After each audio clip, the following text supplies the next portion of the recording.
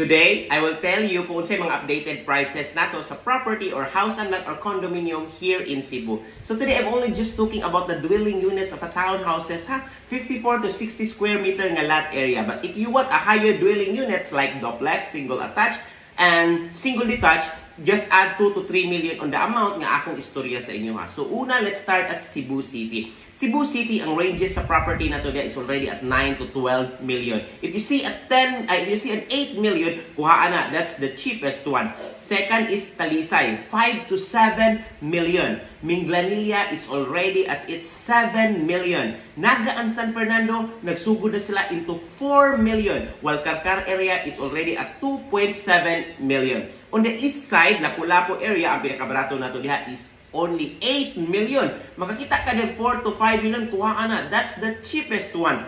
Now, let's go to the north side of Cebu, no? Let's start at Mandaue. Unfortunately, Mandaue is wala na house and lot diha. Condominium na lang ang naa diha. That starts at 4 million. Then, Consolacion, which is the hottest part right now, because near siya sa Cebu City o near siya sa Lapu-Lapu. It starts at 4.2 million. Liloan, it's already at 6 million. And the cheapest one, farthest from the north, is the Danao area, which is 3 million. Always remember this one. No? Each year, we have an increase of 500 to 800 up to 1 million property each year. So the more nga the earliest ka nga mo invest, the more advantage you are in real estate investing.